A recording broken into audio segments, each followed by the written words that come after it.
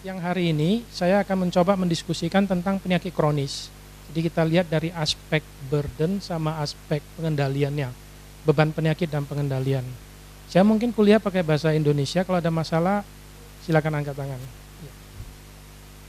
Jadi pada waktu yang terbatas ini, saya ingin mengajak Bapak Ibu sekalian untuk melihat sedikit tentang penyakit kronis. Penyakit kronis itu apa?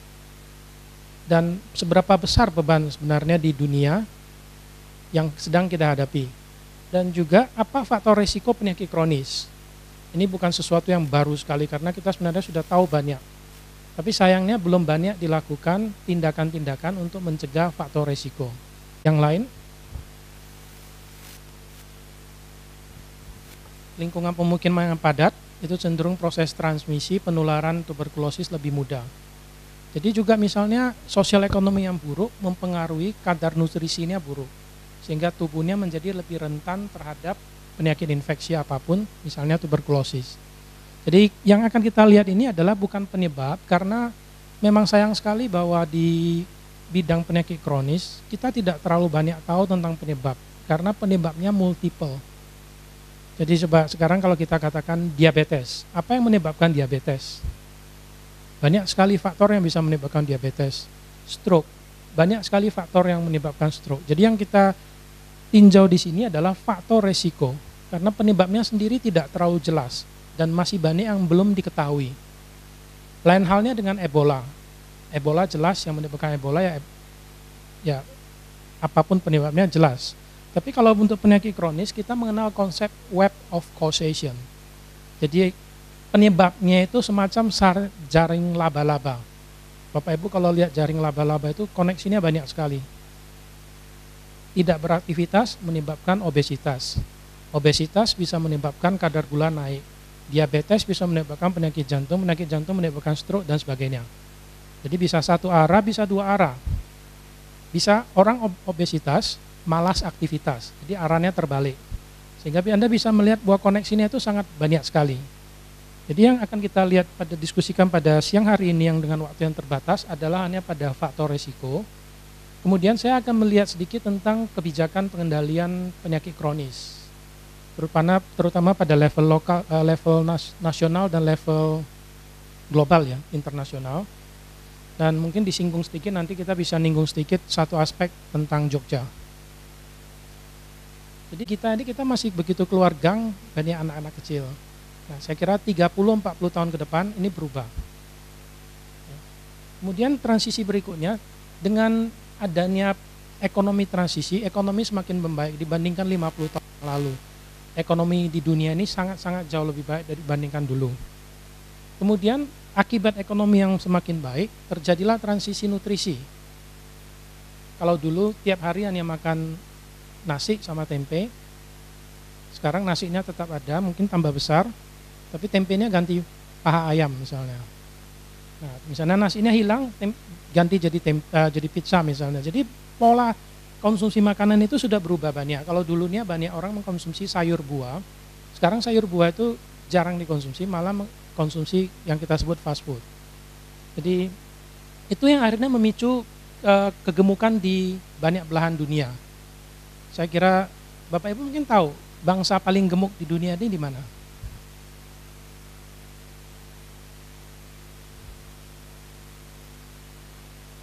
Australia, you sure? I think a lot of banyak sekali negara-negara di Pasifik Island, Samoa ya. Samoa itu obesitasnya ngeri. Amerika masih kalah. Tetapi Amerika akan menuju ke sana. Kita belum, tapi kalau tidak dicermati kita akan ke sana. Itu sudah pasti.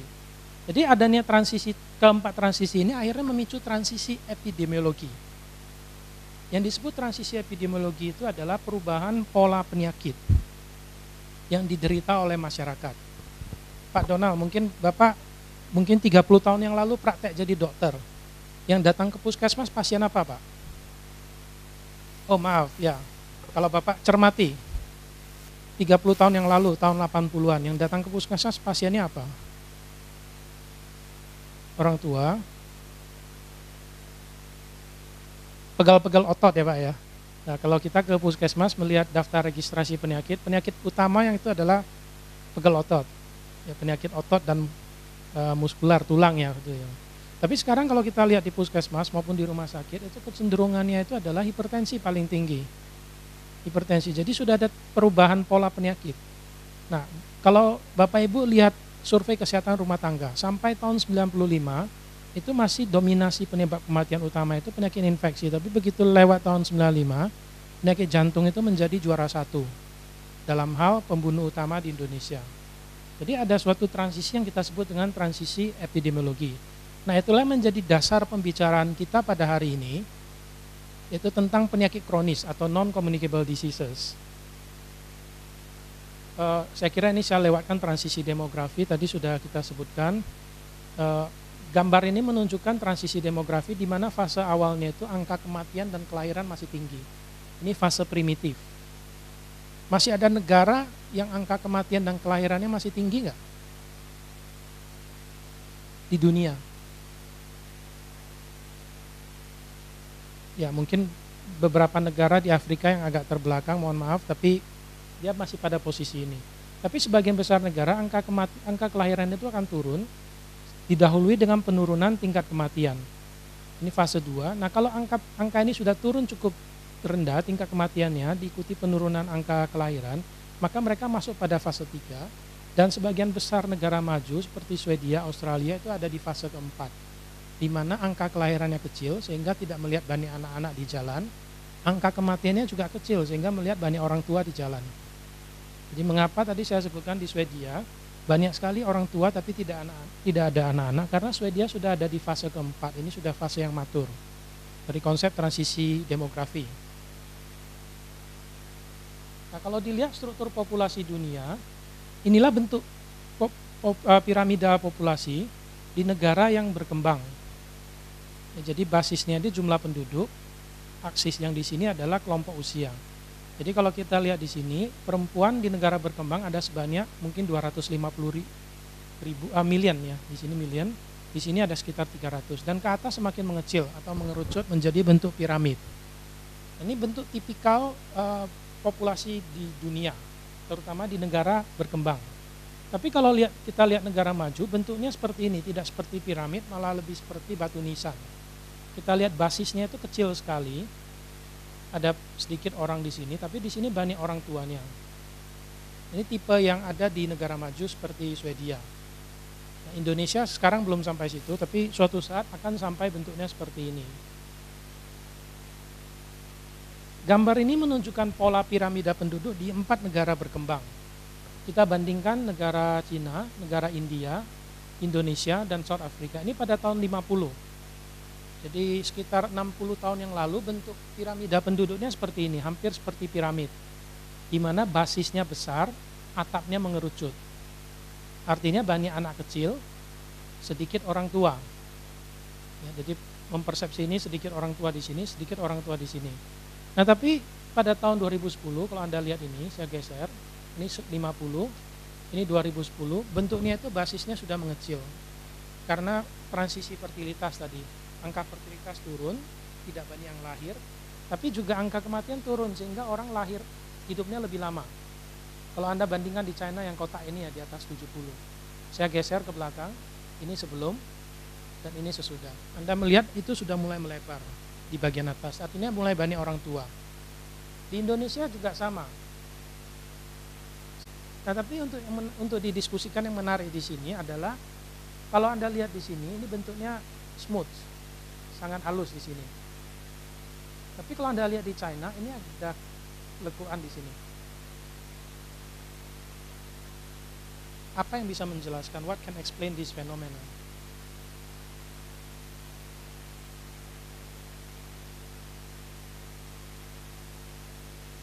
Pernah mendengar istilah one child policy? Ya, jadi di China itu nggak boleh anaknya lebih dari satu mungkin dibunuh atau dipenjara orang tuanya. Itu dikeluarkan sekitar tahun 70-an. Jadi dampaknya itu pada tahun 2010 ini populasi yang sekarang menjadi tahun 80. Nah ini prediksinya pada tahun 2050 semakin mengecil, semakin menyerupai batu nisan seperti ini. Dan pada akhir abad tahun 2100 prediksi dari World Statistics seperti ini, bentuknya hampir sama. di semua negara. Ada yang aneh yang Anda lihat di sini?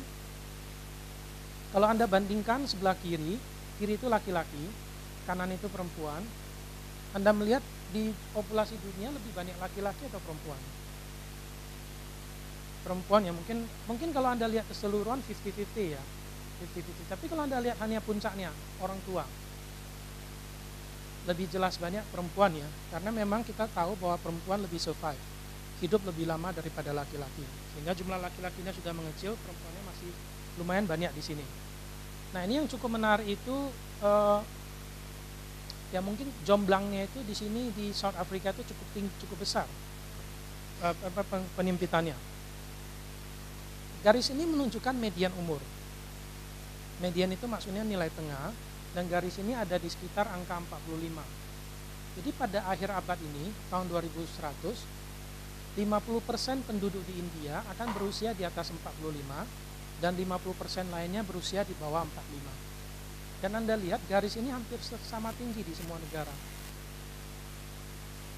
Jadi intinya, pesan dari slide ini, kalau tidak ada perubahan yang terjadi secara drastis, hampir di semua negara maju di dunia, penduduknya akan memiliki median age itu sekitar 45 tahun, dan itu hampir sama di setiap negara. Nah, ini dengan asumsi wabah HIV/AIDS sudah terkendali lumayan baik ya. Kalau tidak mungkin Anda akan melihat dampak legoannya juga. Kalau Ebola menjadi pandemik, kemungkinan kita melihat legoan juga di negara tersebut, tapi tidak terwakili di sini. Akibatnya karena semakin sedikit yang lahir, semakin banyak yang hidup sampai tua, itu terjadi proses penuaan keseluruhan populasi. Nah, grafik ini atau tabel ini menunjukkan seberapa cepat proses penuaan di populasi. Seberapa cepat proses penuaan di populasi. Nah, saya tunjukkan misalnya Prancis.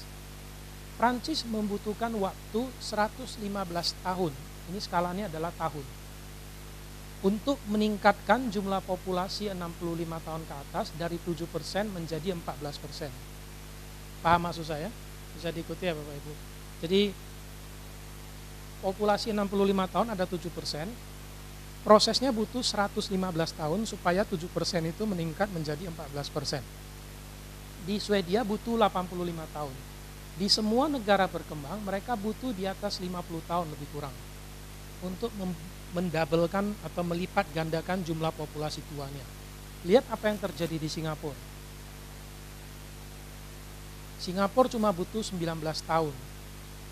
Populasinya itu menua sedemikian cepat. Hanya butuh 19 tahun untuk melipat gandakan jumlah populasi berusia 65 tahun ke atas dari 7% menjadi 14%. Dan itu juga diamati di banyak negara-negara berkembang lainnya. Jadi ini satu tantangan yang cukup besar bagi negara berkembang. Nah, bagi Bapak Ibu saya ingin tanya dampaknya apa di sini? Kalau cepat sekali kayak Singapura.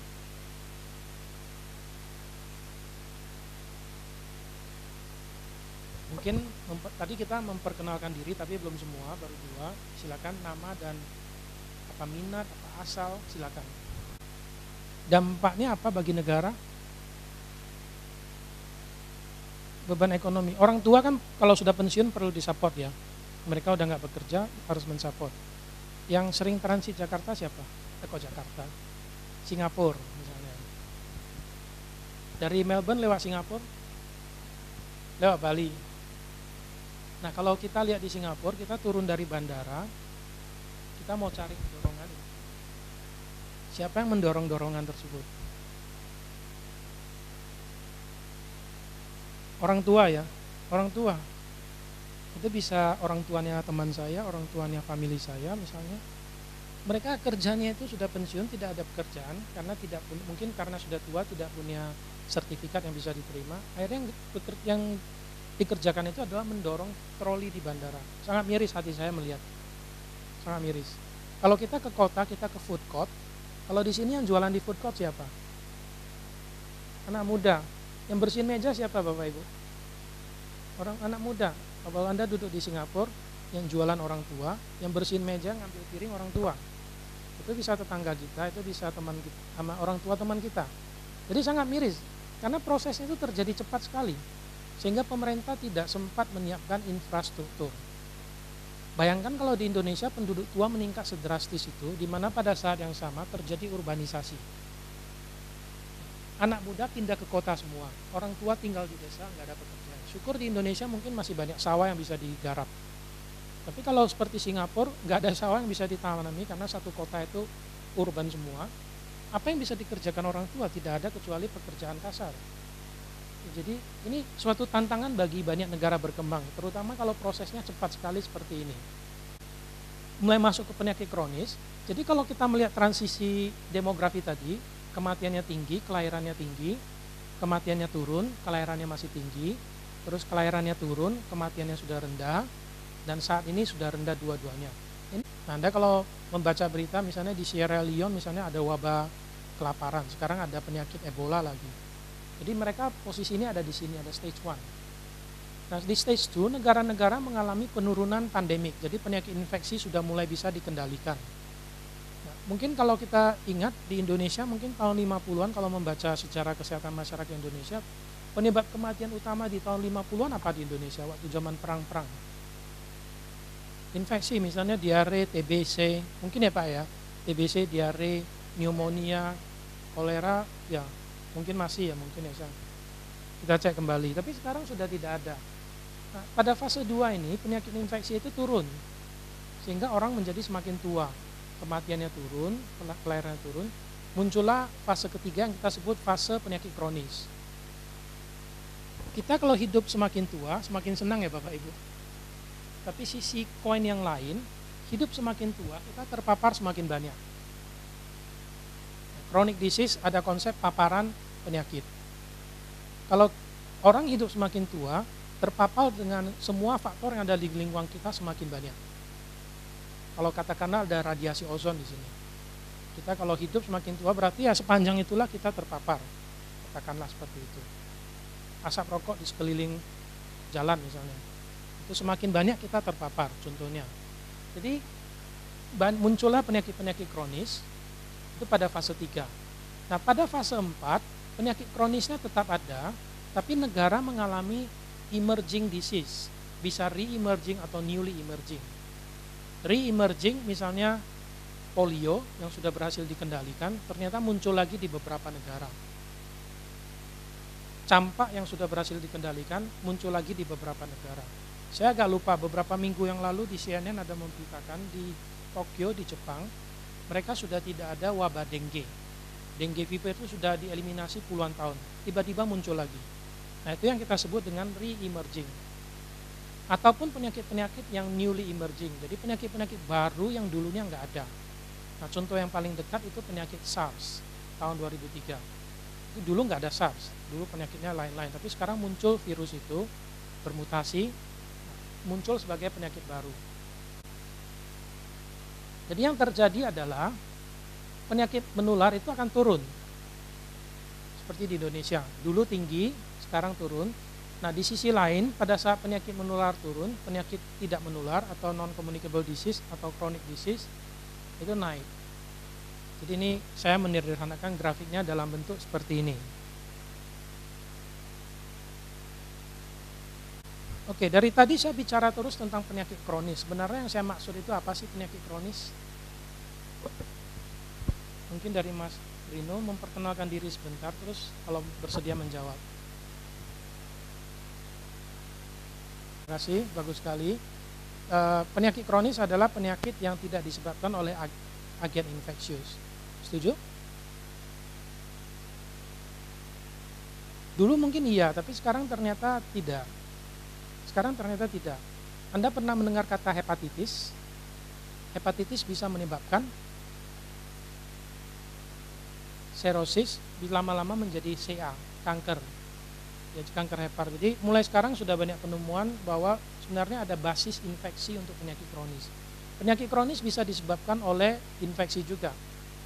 Kanker serviks disebabkan oleh infeksi human papillomavirus HPV. Jadi udah ada cross koneksi, tapi kesamaan penyakit kronis itu adalah sifatnya kronis, namanya aja kronis. Jadi dia nggak akan sembuh dalam waktu dekat.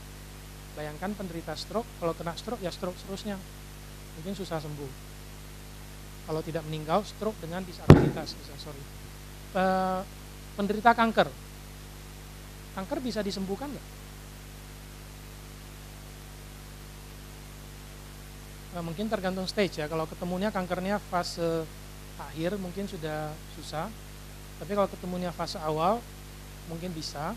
Tapi juga teknologi penyembuhan kanker sekarang mungkin ada yang sudah sangat berhasil, ada yang belum. Walaupun kanker awal tapi mungkin fase awal, tapi beberapa kanker tidak bisa disembuhkan secara total, unfortunately.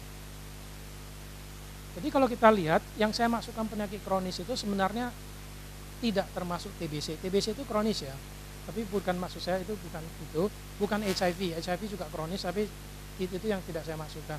Yang saya masukkan penyakit kronis itu penyakit jantung, diabetes, misalnya kanker, kemudian penyakit paru menahun, chronic obstructive ya PPOM, chronic obstructive pulmonary diseases. Jadi beberapa itu yang saya sebut sebagai penyakit kronis. Jadi kalau kita lihat data di dunia, laki-laki dan perempuan, dan 3 warna ini menunjukkan 3 kelompok penyakit yang berbeda. Warna biru tua menunjukkan kecelakaan ya, trauma. Warna hijau menunjukkan non-communicable diseases atau chronic diseases. Warna biru itu menunjukkan penyakit infeksi. Nah, Anda lihat di sini, di negara maju, seperti misalnya Australia, Swedia, Amerika, infeksi sudah sangat kecil sekali.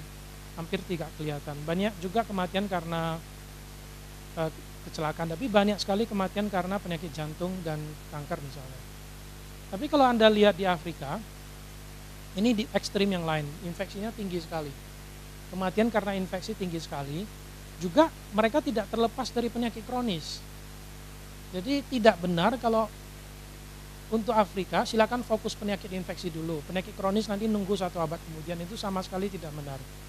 Nah itu yang berusaha kita patahkan asumsi yang salah itu, bahwa penyakit kronis itu penyakitnya orang kaya. Sama sekali nggak benar. Penyakit kronis penyakitnya orang tua, benar nggak? Stroke itu penyakitnya orang tua nggak? Anda di Indonesia, di sini saya juga baca detik.com, sebentar-sebentar ada berita artis meninggal karena stroke. Terakhir itu Profesor Soehardi, guru besar kehutanan di UGM, meninggal karena kanker paru, padahal tidak merokok ceritanya. Usianya masih muda beliau, almarhum masih muda. Itu bukan hanya penyakit orang tua, tapi juga penyakit orang muda. Nah, ada juga asumsi yang salah bahwa penyakit kronis itu adalah penyakit yang disebabkan oleh gaya hidup. Jadi Mas Rinur berusaha itu. Tapi saya sebenarnya tidak terlalu setuju bahwa penyakit kronis itu disebabkan oleh gaya hidup. Saya contohkan kanker paru. Apa penyebab kanker paru Bapak Ibu? Salah satunya merokok. Apakah perilaku merokok itu adalah pilihan hidup? Coba, benar nggak? Ada option tidak merokok, kalau merokok berarti pilihan hidup. Nah, Anda kalau melihat orang yang merokok, itu tangannya itu otomatis untuk ngambil rokok. Adiksi.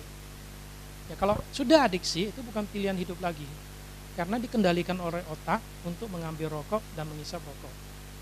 Nah, mungkin pilihan hidup waktu masih muda, waktu masih 13 tahun, tidak tahu apa-apa. Penelitian saya di Purworejo, kualitatif, saya bertanya kepada mahasiswa SMP, laki-laki, "Dek, mengapa merokok?" Kalau saya tidak merokok, saya bukan laki-laki. Jadi dia harus merokok supaya jadi laki-laki. Seperti itu. Tekanan sosial, tekanan dari teman-teman. Jadi sangat kencang sekali. Nah, pada saat itulah pilihan hidup di mana dia belum tahu untuk menentukan hidupnya. Begitu dia merokok 2 bulan, yang terjadi adalah adiksi. Sehingga bukan pilihan hidup lagi. Nah, merokok itu kadang ada yang mengatakan berhentinya susah, ya tapi ada yang mengatakan mudah. Saya kira bagi sebagian orang bisa, bagi sebagian orang tidak bisa. Tapi kita syukuri bahwa kita duduk di Fakultas Kedokteran, mencari simbolnya Bu Supri ada ya di luar ya, tidak boleh merokok ya di kampus ini misalnya. Tapi saya kira semua harus mulai dari langkah kecil. Saya masih ingat waktu kita mulai proyek QTI, Quit Tobacco Indonesia, tahun 2003 kita advokasi ke Pak Dekan mau menjadikan kampus ini bebas rokok. Advokasi beberapa kali, ya, kita advokasi ke Pemda, kita advokasi ke Puskesmas mau mendirikan smoking cessation clinics. Pada saat itu tanggapan orang-orang lebih negatif. Ini maksudnya apa, mau ngapain gitu. Ada pangsa pasarnya nggak, orang mau menerima nggak. Nah ternyata sekarang saya dengar di mana-mana. Bahkan beberapa puskesmas itu menjadikan itu sebagai proyek unggulan andalannya. Ada klinik berhenti merokok, orang datang untuk konseling. Jadi saya kira kecil membuat perubahan yang cukup besar. Nah, jadi di sini kita lihat pesan utama dari slide ini, chronic disease is everywhere. Ya, baik di negara kaya, seperti ini, ataupun di negara miskin. Sudah banyak yang meninggal karena penyakit infeksi, tapi tetap banyak yang meninggal karena penyakit kronis juga. Jadi itu masalah. Pertanyaannya adalah, satu lagi mitos yang sering kita dengar, penyakit kronis tidak bisa dicegah. Udah pasrah, kalau mau kena stroke ya kena stroke, mau kena diabetes ya kena diabetes. Tapi apakah benar penyakit kronis tidak bisa dicegah? Jawabannya tidak. Nah kalau kita lihat penyakit kronis di ujung di sini, penyakit jantung, stroke, kanker, dan penyakit paru menahun, apa penyebab faktor risiko yang menyebabkan penyakit ini? Saya bagi menjadi 3, ini di satu paper yang kita publish. Yang pertama adalah biological risk factor, yang kedua adalah behavioral, yang ketiga adalah environmental. Jadi faktor ini bisa saling berinteraksi satu dengan lain, sehingga akhirnya outcome akhirnya adalah penyakit kronis. Kalau kita tinggal di daerah yang kumuh atau daerah yang miskin, tentunya sosial ekonomi kita rendah. Mampu pergi ke pasar untuk beli sayur enggak? Konsumsi diet yang sehat. Mungkin sayur, saya kira sayur buah itu lebih mahal daripada makan daging, benar. Benar. Sayur lebih mahal dari ayam.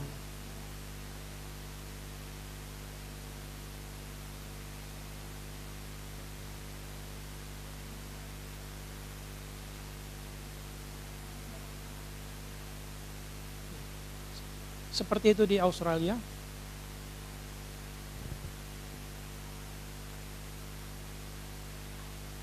Dia itu saya beli kangkung, mungkin ya segini. Jadi banyak berapa helai gitu. Dimasak gumpal jadi segini. Harganya 40.000. Import dari Thailand. Ya kadang kangen sekali terpaksa beli secuil makan itu. Mahal sekali. Jadi nah sayur di Swedia sebagian besar import karena suhu dingin di sana. Jadi tidak banyak produksi dalam negeri, kita bawa dari Amerika Latin sehingga sayurnya mahal sekali. Nah, sama masalahnya, jadi buah juga mahal. Pisang yang kita makan setiap hari itu nggak ada pisang dalam negeri, pisang Kolombia, pisang Paraguay, pisang dari Amerika Latin. Harganya mahal. Jadi ini saling terkait. Kalau miskin tidak bisa beli sayur, kalau tidak konsumsi sayur yang tinggi, mungkin akan mendapatkan salah satu faktor ini. Konsumsi sayur yang tinggi juga terkait dengan glukos. Nah, kalau sudah mendapatkan salah satu faktor ini, mungkin akan mendapatkan penyakit ini. Jadi ada saling terkait satu dengan lain. Silakan. Diabetes itu merupakan program yang saya kira menjadi masalah utama di Indonesia sekarang. Kita belum ada data yang resmi benar ya, saya nggak tahu. Mungkin di Riskesdas ada riset kesehatan dasar. Tahun 2010 kita survei di Purworejo, kita ngambil darah 4.000 orang.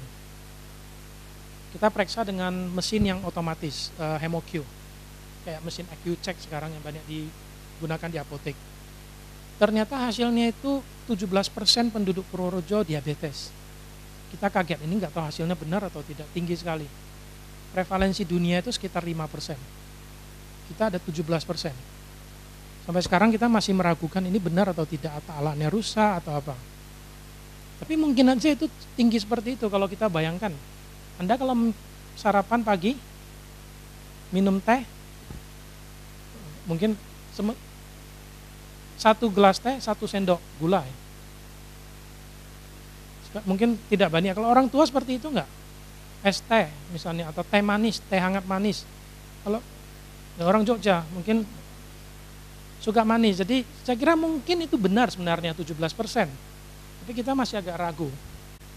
Ini adalah, grafik ini udah agak tua, sumbernya dari tahun 2002, tapi ini representasinya sangat bagus sekali. Ini menunjukkan risk factor yang menyebabkan kematian di dunia. Dari 10 penyebab risk factor utama, ternyata ada 7 itu yang terkait dengan chronic disease. Mulai dari hipertensi, perilaku merokok, dan kolesterol.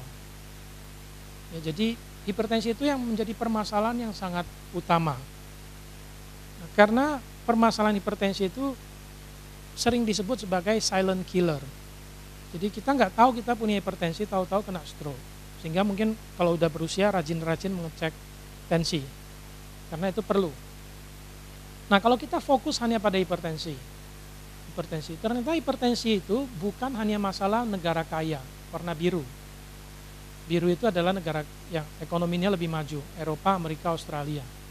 Tapi juga hipertensi itu merupakan masalah di negara yang developing, tapi dengan kematian yang rendah kayak China, Indonesia. Itu juga masalah di situ. Dan ternyata juga di negara yang miskin, yang kematiannya tinggi, seperti South Africa dan Sub-Saharan Afrika semuanya di sini. Jadi pesannya itu apa? Hipertensi ada di mana-mana. Enggak di negara kaya, enggak di negara miskin, ada di mana-mana. Dan bisa mengenai siapa saja. Beberapa faktor yang saya tunjukkan tadi itu disebut oleh WHO sebagai common risk factor. Mereka adalah faktor risiko yang bersama, yang umum. Contohnya ini, kalau seseorang tidak melakukan aktivitas fisik secara reguler, maka orang tersebut punya resiko penyakit jantung, punya resiko penyakit diabetes, kanker, dan penyakit paru. Jadi satu faktor resiko ini bisa menyebabkan banyak penyakit. Sehingga dia disebut common risk factor. Itu kabar buruknya, bad news. Tapi sisi lain dari koin, good news-nya adalah apa? Ada yang mau mencoba?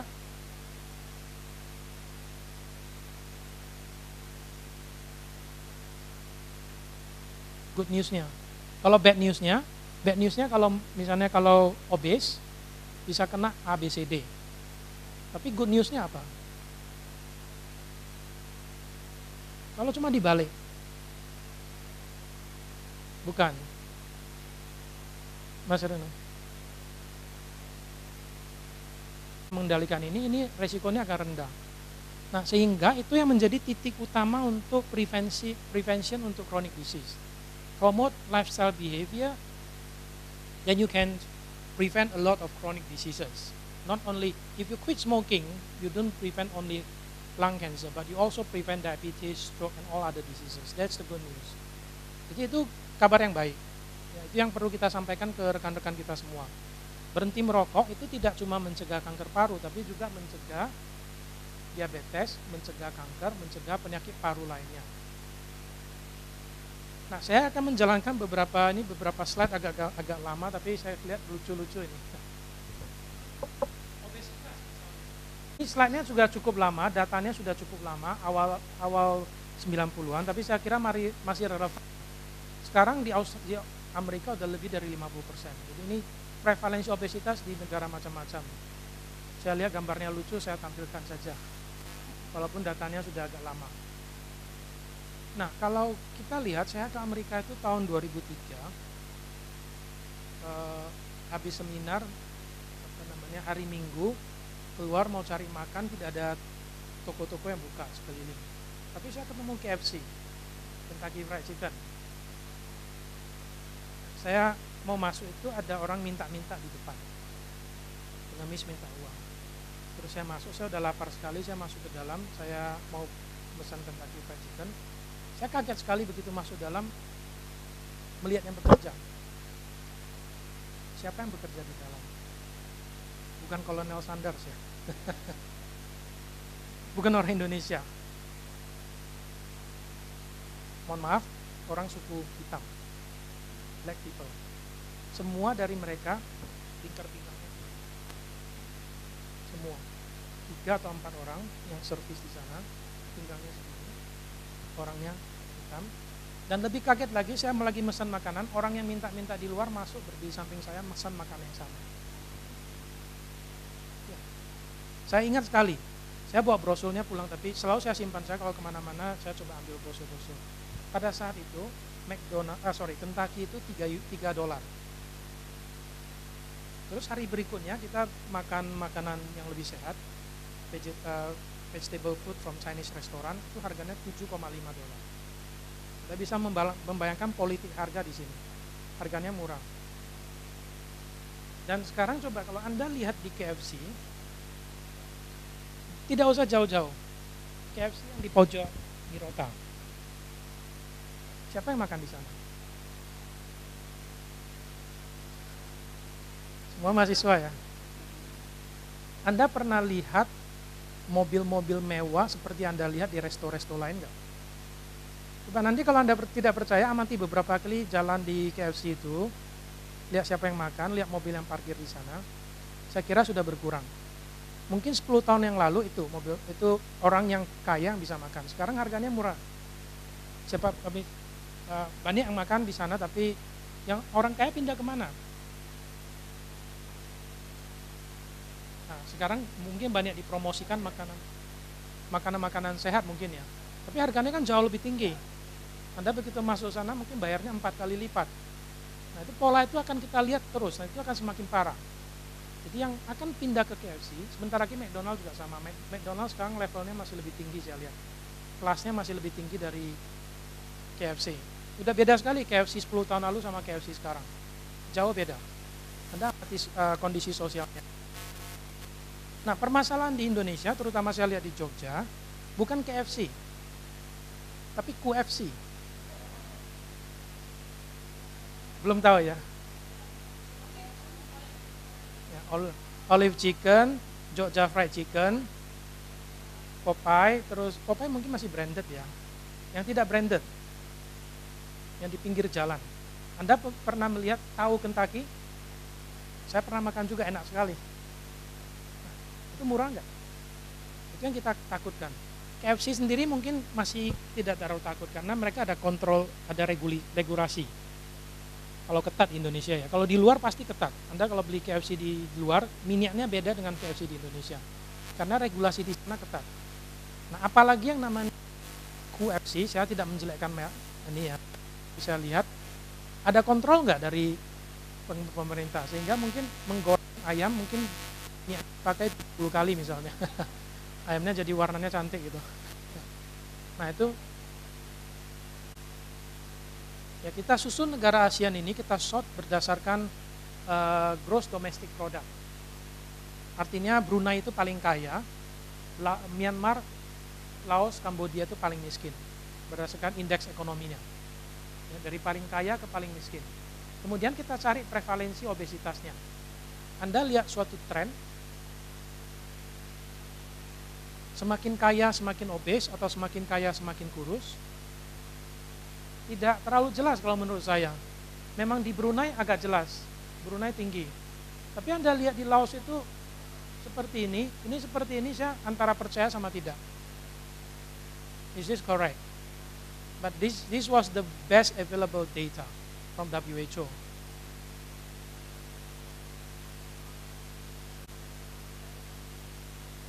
Right. Much reliable then. Yeah. Jadi that is a very good point. Kritik yang sangat bagus sekali. Di sini yang digunakan adalah untuk melihat obesitas, indeks massa tubuh. Ini ukurannya orang Barat, ya, Australia. That's appropriate for Australia, I think. Amerika, Eropa itu cukup 25. Tapi orang Asia sebenarnya batasnya 23,5. Tapi waktu kita menulis paper ini, data ini yang ada di website WHO cuma memakai 25, tidak ada 23,5. Jadi waktu kita memahami data ini ya memang harus cautious, ya, harus cautious. Nah, tambah besar kita sama sekali.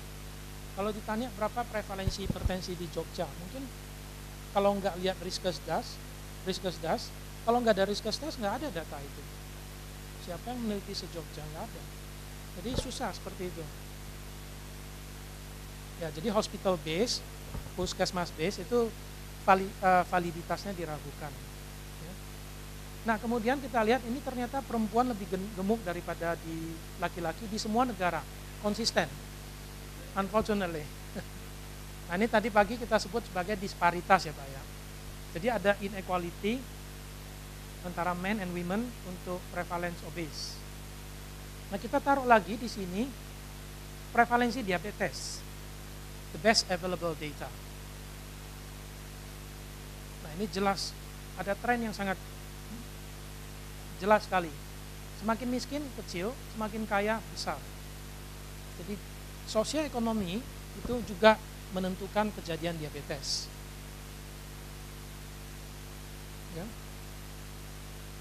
Nah, kalau kita berbicara tentang chronic disease, kalau bicara causation chronic disease, ada satu aspek yang perlu kita perhatikan, yaitu bahwa penyakit kronis itu prosesnya lama. Jadi kalau kita tidak olahraga hari ini, besok nggak mungkin kena penyakit jantung. Tapi mungkin 20 tahun kemudian. Nah, saking lamanya itu, ada muncul hipotesis Barker oleh ahli yang namanya Barker yang barusan meninggal 1-2 tahun lalu di UK. Hipotesis Barker. Hipotesis dia apa? Bahwa penyakit kronis itu ternyata sudah diprogram dari waktu kita dalam kandungan.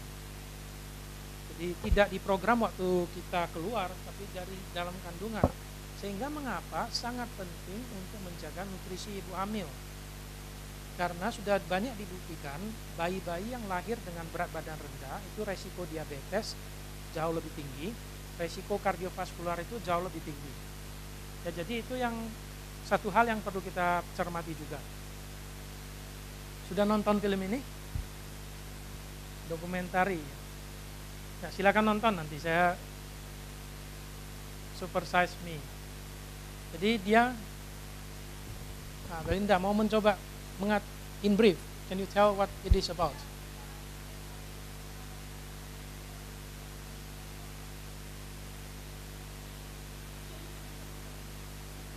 Mungkin bukan 1 tahun, Belinda, saya lihat ya, 1 bulan. Dia percobaannya 1 bulan. Jadi ini dia sebelum makan McDonald. Jadi seperti Belinda katakan, setiap hari untuk breakfast, lunch, dinner makannya McDonald, berbagai macam menu. Hari ke-30 ini yang dia dokumentasikan. Body fatnya meningkat dari 11% jadi 18%. Dan ini gejala-gejala yang diamati. Ini bukan eksperimen murni ya, ini dokumentari dia. Tapi ya, ini kalau kita sebagai researcher kita harus critical appraise this evidence whether this is valid or not. So that's another question. But just to show that it might be true.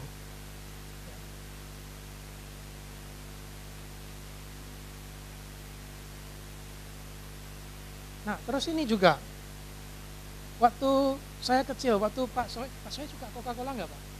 Pak sorry, bukan Pak Soe, saya salah. Pak Donald. Jangan.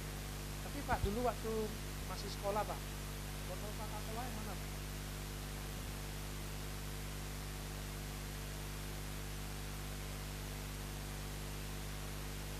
Alang ini Pak. Waktu saya masih kecil, saya masih ingat botol Coca-Cola itu ini cuma berapa liter ya. Sekarang botolnya ini paling besar di sini berapa liter? 1,5,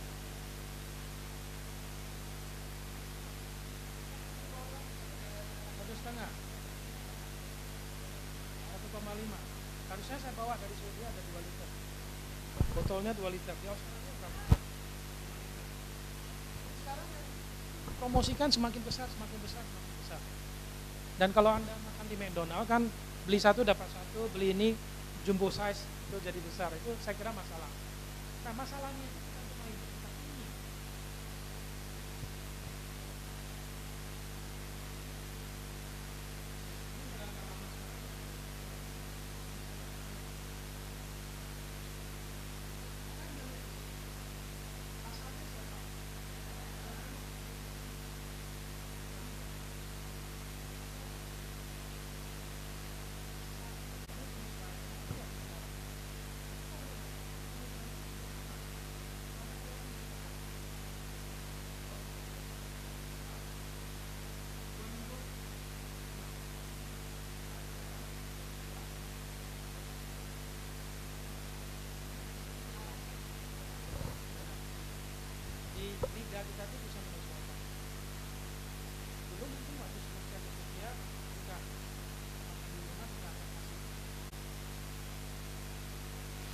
Ini menunjukkan permasalahan yang ada di banyak negara adalah bahwa hipertensi itu tidak terdeteksi. Karena hipertensi itu sering kita sebut silent killer. Kita kena tapi kita nggak bergejala, sehingga kita tidak ke dokter, tidak terdeteksi. Nah, gambar ini menunjukkan, ada 4 gambar, mohon maaf agak penuh. Laki-laki, perempuan, urban, rural, high income, dan seterusnya. High income, upper middle, lower middle, low income. Ini di banyak negara. Gambar pertama menunjukkan prevalensi hipertensi. Berapa persen penduduk yang hipertensi? Kita lihat ini aja. 41% penduduk dunia hipertensi. Itu pesan utamanya. Kalau kita mau bandingin laki-laki perempuan, kita bisa lihat gambar ini lebih detail. Tapi kita lewatkan dulu aja. Di antara yang hipertensi, yang tahu hipertensinya itu hanya 47%. Paham maksud saya di sini? Jadi orang sakit hipertensi, tapi dia nggak tahu kalau dia hipertensi. Pernah ke dokter nggak? Hanya 47% yang jawab pernah. Di antara orang yang jawabnya pernah ke dokter, hanya 41% yang dapat obat. Jadi semakin sedikit. Sisa 60% itu nggak diobati, walaupun tahu hipertensi nggak minum obat. Nah, kabar buruknya lagi, di antara 40% ini yang minum obat, hanya 13% yang hipertensinya terkontrol. Artinya minum obat tapi tetap tinggi tensinya. Ya mungkin dosisnya nggak tepat, atau minumnya nggak teratur, harusnya setiap hari karena obatnya terbatas, mungkin 3 hari sekali, itu jelas nggak bisa terkontrol. Jadi ini satu masalah yang cukup besar. Nah, ternyata ini tidak hanya masalah di negara kaya, di negara miskin, tapi juga masalah di negara kaya. Ini satu paper yang saya analisis dengan menggunakan data Swedia. Mohon maaf kecil lagi ya ini ya gambarnya. Ini laki-laki, perempuan. Ini tahun yang berbeda-beda, mulai tahun 90 sampai 2010. Jadi 3 garis ini menunjukkan berapa persen yang hipertensi pada orang yang pendidikannya rendah, pendidikannya menengah, dan pendidikannya tinggi. Jadi ternyata orang yang pendidikannya rendah itu tinggi sekali prevalensi hipertensinya. Jadi cukup mengagetkan juga. Polanya sama pada perempuan dan pada laki-laki juga.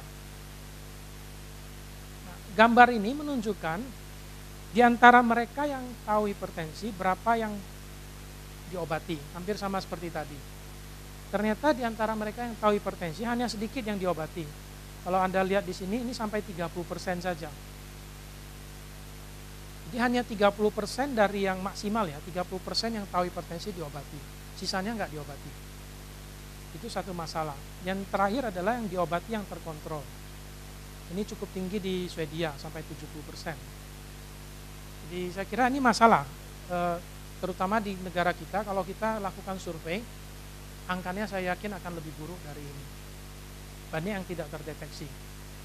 Nah sekarang hipertensi itu terjadi karena apa? Karena sebagian konsumsi garam-garam yang cukup tinggi. Nah ini contoh-contoh, mohon maaf saya ambil beberapa contoh yang ada mereknya, jangan dilaporkan ya. Kalau beli McDonald, beli di Australia, Anda akan konsumsi garam 960 mg per portion. Itu McDonaldnya, satu porsi Anda makan, yang gambarnya seperti ini, konsumsi garamnya hampir 1 gram. Kalau beli di UK lebih rendah, beli di Kanada lebih rendah. Jadi di sini kesimpulannya, walaupun sudah ada standar, ternyata kalau Anda beli di negara mana, itu hasilnya bisa beda-beda yang Anda dapat. Kalau beli Subway di Australia itu paling sehat dibandingkan dengan Subway di lain-lain. Mereka sudah melakukan testing di sini. Ya, tapi pada intinya ya, ini intinya adalah makan ini kadar garam terlalu banyak. Habis makan sering haus nggak? Benar nggak? Habis makan ini sering haus nggak? Makanya McDonald dijual sama Coca-Cola supaya bisa minum. Nah, begitu minum gula itu juga membuat cairan tubuh kita menjadi lebih pekat, tambah haus lagi. Nah, Anda lihat juga di bioskop popcorn pasangannya apa? Coca-Cola. Kalau udah makan popcorn haus, keluar beli Coca-Cola. Biasanya seperti itu. Nah ini mekanismenya kalau Anda tertarik, sebenarnya industri gula sama industri garam itu bersatu padu. Garam banyak di proses food. Kalau garam tinggi membuat haus, kalau udah haus minum air Coca-Cola contohnya tadi. Kalau garamnya tinggi membuat adiksi. Kalau udah makan banyak garam, besoknya pakai masak sayur tanpa garam nggak ada rasanya. Nah terjadilah proses adiksi ini. Sehingga mereka dapat keuntungan karena Anda makan garam terus. Garam tinggi, ini datangnya dari garam tinggi, garam itu kan mengikat air.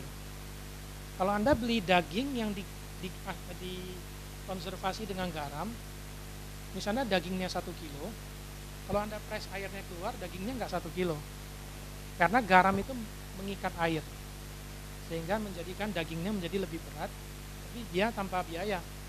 Mungkin dagingnya 800 gram dikasih garam jadi 1 kilo. Jadi yang Anda beli itu sebenarnya 800 gram daging plus air 200 gram. Jadi itu mekanismenya.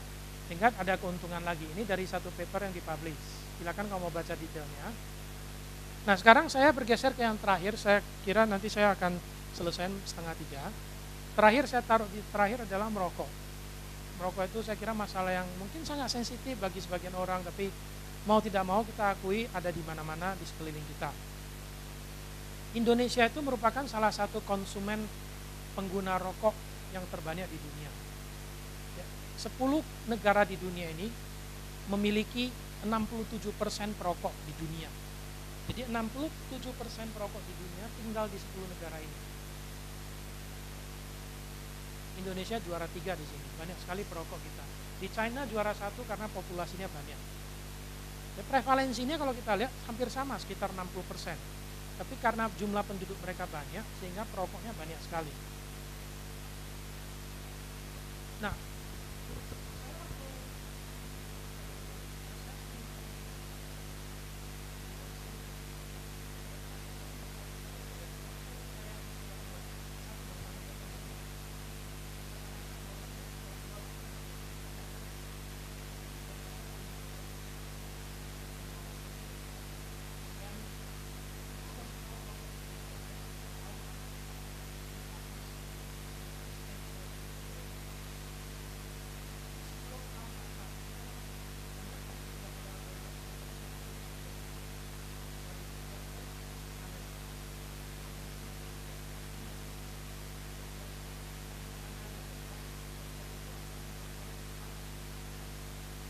kita nggak tahu second hand smoke berbahaya. Kalau istrinya nggak merokok, bapaknya merokok, nggak apa-apa, istrinya nggak merokok. Tapi nggak tahu kalau asap rokok dari istrinya itu dari bapaknya masuk ke istrinya. Bahwa merokok itu adiktif, itu sangat adiktif. Baru tahu tahun 88 dan tahun 2004 ada publikasi ini. Rokok itu berbahaya bagi semua anggota tubuh. Jadi tidak ada yang aman. Ini satu poster dari WHO, saya cuma cuplik di sini. Nah ini yang saya sebut, merek Camel. Ada YouTube-nya, Anda boleh lihat kalau tertarik. Itu dokter itu. Masalah di Indonesia apa? Ini gambar ini saya udah ambil 11 tahun yang lalu waktu saya masih aktif di penelitian. Masih tetap saya pakai. Mungkin sekarang harganya nggak jauh ya.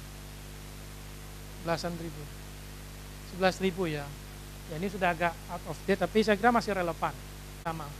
Tapi di Indonesia saking murahnya dan iklannya ada di mana-mana. Saya sangat senang balik ke Jogja 2-3 kali terakhir ini tidak terlalu banyak iklan rokok. Dari bandara masuk ini di daerah Sleman juga tidak banyak iklan rokok lagi. Kalau dulu ini saya ambil di jalan-jalan ini. Waktu proyek kita keliling-keliling foto-foto, nggak usah cari susah-susah, berapa meter udah ceklek-ceklek.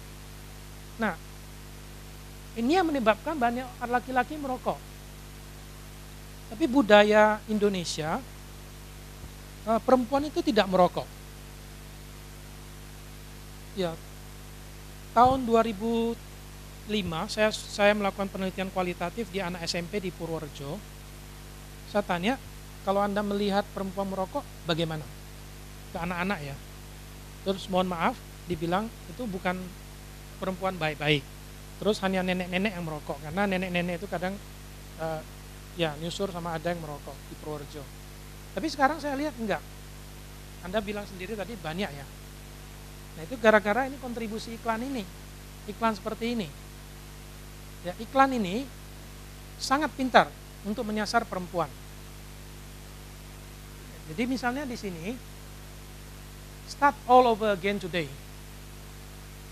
Ya, maksudnya apa? Nah kita ada satu paper, kita menganalisis semua iklan. Iklan kita kumpulin semua, kita analisis pesannya sebenarnya apa, pesan tersembunyinya. Nah yang di sini, yang kita analisis, yesterday is gone. Masa lalu di mana perempuan tidak merokok itu udah masa lampau. Ulangilah dari hal yang baru. Ini adalah gaya perempuan yang sangat modis. Kalau Anda mau menjadi seperti ini, Anda harus merokok. Itu pesan tersembunyi. Benar gak itu pesan yang Anda tangkap kalau Anda lihat iklan ini? Ya, mungkin itu ya, kalau ingin menjadi seperti inilah, ya itu ada di bawah itu. Harus merokok. Nah sayangnya di Indonesia semakin tahun peraturannya semakin nyusut, semakin lemah. Sekarang udah bagus ya, udah ada perda sama yang itu bungkus rokok, ya sudah ditempelin gambar ya. Nah ini kalau kita lihat tahun 99, tahun 2000, tahun 2003 ini ganti presiden peraturannya semakin lemah. Tapi ini mungkin tidak relevan lagi, saya harus tambahkan nanti slide yang baru. Saya berusaha mendapatkan slide yang paling baru, yang peraturan yang paling baru. Nah, saya mau lihat ini apakah ada perubahan atau tidak. Ini saya ambil dari publikasi tahun 2005. Jadi kalau di Indonesia misalnya larangan untuk iklan rokok itu hampir tidak ada, di mana-mana Anda lihat iklan rokok dan sebagainya. Nah ini yang saya sebutkan tadi, bahwa pabrik rokok itu sangat aktif. Mereka membuat iklan dengan tema-tema yang banyak. Kita analisis semua iklan itu, kita publish di paper ini. Ternyata tema-tema ini itu ada 2 topik besar. Mereka menyasar isu-isu atau nilai-nilai individu. Contohnya misalnya, supaya kalau merokok maka Anda kelihatan lebih maskulin. Kalau Anda merokok, Anda bisa menjaga keseimbangan. Masih ingat iklan rokok Black? Ada gambar yin yang itu keseimbangan. Masih ingat itu ya? Jadi supaya Anda bisa hidup Anda seimbang, emosi Anda seimbang, rokoklah rokok ini. Dan ini kita lihat bukan karangan kita sendiri, tapi interpretasi dari iklan-iklan yang ada. Dan juga ada yang tentang tema-tema sosial. Saya contohin satu aja mana, loyalty. Masih ingat iklan, sebentar saya, iklan mal hijau. Kalau mau lebaran ada 4 orang angkat beduk rame-rame. Nah itu iklan. Anda harus loyal dengan teman Anda, harus kerjasama. Kalau teman Anda merokok, silakan Anda merokok juga. Itu ngangkat beduknya sama-sama. Ya, jadi itu yang kita interpretasi. Jadi banyak sekali. Masih ingat iklan, saya lupa mereknya, mungkin Marlboro atau bukan Marlboro. Yang ada hari kemerdekaan. Iklan hari kemerdekaan ada gambar bendera, ada gambar anak SD di gunung. Iklan rokok itu. Pendidikan, dia nyasar pendidikan juga. Malah di kantor HDSS ada kotak gudang garam ya. Tapi isinya bukan gudang garam saya kira. Questionnaire ya.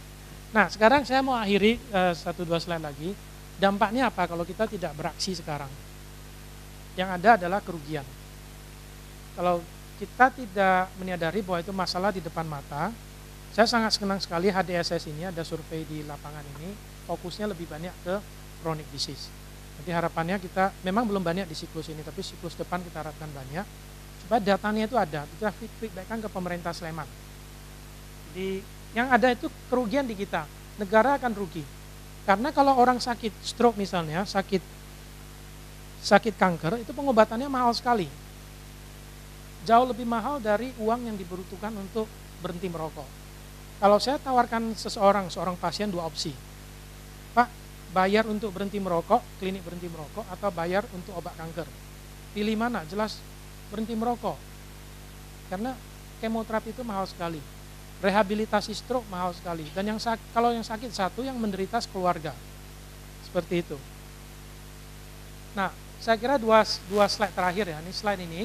Sayangnya ketidaksadaran akan masalah ini tidak hanya di Indonesia tapi juga global. Anda Bapak Ibu mungkin sudah melihat ini tentang Millennium Development Goals yang dipropos oleh United Nations pada tahun 2000. Akan berakhir tahun depan, 2015, 15 tahun. Anda bisa melihat chronic disease di sini enggak? Where is chronic disease? Ya, it's nowhere here. Ya, jadi tidak ada di sini chronic disease. Tapi saya nggak mengatakan bahwa penyakit anak tidak penting, bukan itu maksud saya. Minimal kalau nggak tambahin satu kotak deh di sini. Ya, jadi chronic disease jangan dimasukin ke other disease, other diseases. Orang-orang katakan, ya ini semua di sini. Ini HIV, malaria, ya termasuk chronic disease, sama misalnya panuan itu juga di situ. Jadi semua dicampurin jadi satu, itu saya kira jadi fokusnya hilang. Nah sekarang SDG, Sustainable Development Goal, mereka berusaha mempropos itu masuk supaya jadi perhatian dunia. Nah apa yang bisa dilakukan negara, ini slide terakhir, bahwa pertama itu kita harus tahu beban penyakit itu seberapa besar, population needs. Kalau nggak ada data, kita ke DPR minta anggaran, datanya bawa dulu. Jadi pertama benar di HDSS, survei dulu, ngumpulin data, analisis datanya yang baik, dapatkan data, nah itu bawa ke parlemen misalnya, lakukan proses advokasi, ada data, advokasi untuk action. Nah kalau misalnya pihak yang diadvokasi tergerak, mari kita duduk bersama-sama menformulasi dan merumuskan kebijakannya, apa yang harus kita lakukan. Katakanlah hipertensi di Sleman nanti 70%, itu kaget pasti nanti semua. Terus nanti yang dituduh datanya nggak valid gitu. Misalnya 70%, terus bawa ke dinas kesehatan, oh tinggi sekali. Ini sudah kita jamin kevalitannya, cap jempol, valid. Terus apa yang harus dilakukan? Nah, duduk bersama, diskusi, harus apa ini?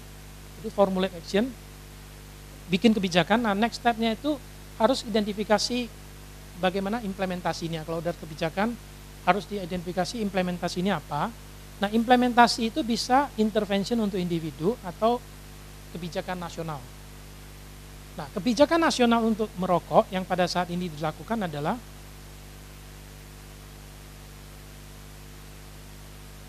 tidak boleh merokok di tempat umum, fasilitas pendidikan, rumah sakit, dan sebagainya. Kemudian bungkus rokok harus mengandung gambar. Nah itu kebijakan tingkat nasional, berlaku untuk seluruh Indonesia. Ada juga kebijakan subnasional untuk Jogja. Contohnya,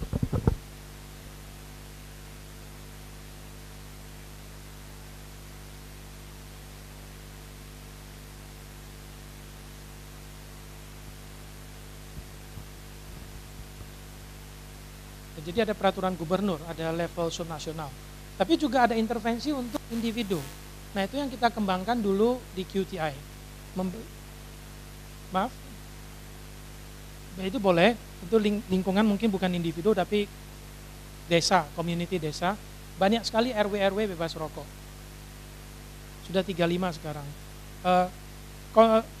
Klinik konseling berhenti merokoknya ada berapa ya Bu Suki? Semua puskesmas di Jogja.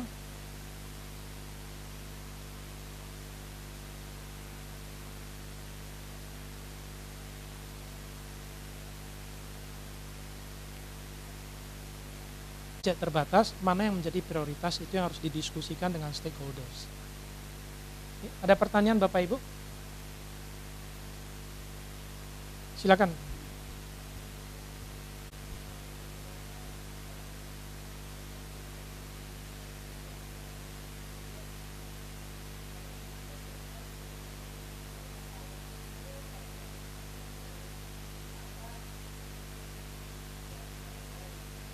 Saya kira memang tidak terlalu kelihatan di sini, tapi saya setuju sekali kalau kita develop intervention harus dipilot dulu.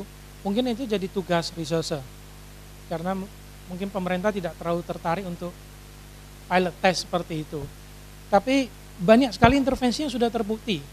Contohnya smoking cessation itu mungkin tidak perlu pilot test terlalu banyak lagi, karena proyek QTI terutama di Indonesia sudah mencoba mempilot test itu. Jadi kolaborasi dengan peneliti lain itu saya kira sangat cukup baik. Beberapa intervensi mengurangi rokok misalnya, mengurangi diet garam, itu jelas sudah cost efektif. Cuma memang saya setuju bagaimana caranya menyampaikan pesan ke masyarakat Indonesia supaya mengurangi garam, itu yang perlu di pilot test. Memang tidak terlihat di sini secara keseluruhan.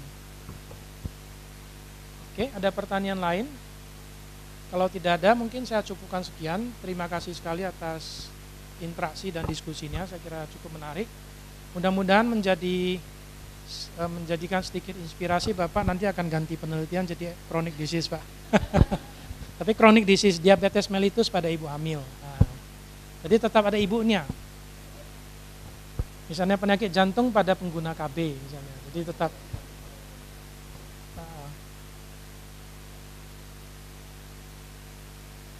menunaikan aktivitas berikutnya.